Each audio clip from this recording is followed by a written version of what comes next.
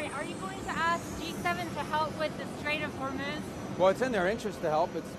The other countries get far more of their fuel from there than we do. So. But what kind of help are you going to ask? Is it wine sweepers, naval help? Well, those specifics I'll leave it to the Department of War as to exactly what, but it's in their interest. It's in their national interest. Do you think President Trump criticizing NATO this morning, that sentiment? I think he just made an observation, and the observation is that the United States is constantly being asked to help in a war, and we have more than any other country in the world, on a war that's happening in another continent, in Ukraine. But when the U.S. had a need, he didn't get proper positive responses. So right now he's just making the observation that, I think there was a couple of the leaders in Europe who said that this was not Europe's war. Well, Ukraine is not America's war, and yet we've contributed more to that fight than any other country in the world. So it'll be something to examine. The president will have to take into account down the road. Mr. Secretary, are you going to ask G7 to help with the Strait of Hormuz? These people are so funny. I think Donald Trump said before that he doesn't need any help. They said they were just going to, they were going to blow up Iran in a way that Iranians were begging that they would surrender.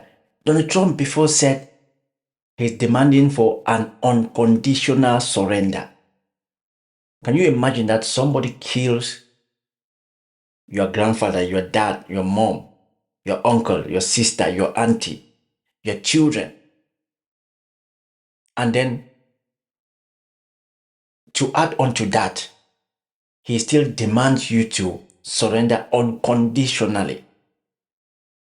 And can you imagine that you unilaterally decided to start a war? No, him and his buddy from Israel, you guys decide one morning to go and start a war. You guys never inform your other allies. Now that the war is turning to be tough, because you guys were thinking that you were going to go to Iran and do what you did to Venezuela. You said you did not want any help. You said America is strong. The military is strong. We are going to carpet bomb them until they will beg, surrender. Now you guys are asking for help. And by the way, NATO is not there to go and start a fight. NATO is there to defend its members. You cannot go and start a fight and expect NATO to come in. NATO is there to defend. If one of the members are attacked, like Ukraine is not even a NATO member. Ukraine is not a NATO member. Ukraine is a NATO member. Ukraine is not in the European Union. And Ukraine was trying to get into the European Union. So, a member of NATO has not been attacked. So how do you expect NATO to jump in when one of its members has not been attacked? The only time that NATO went in to help its member was when Al-Qaeda attacked America. So what are these guys talking about? What are these guys talking about? You guys are now effing things up for everybody. Fuel prices is going up. Very soon food prices is going to go up because fertilizers are in short supply. High demand and in short supply. Now that the Houthis have joined the war, everywhere is going to be blocked. Prices are going to skyrocket. Because once fuel price starts to go up, price of food will go up.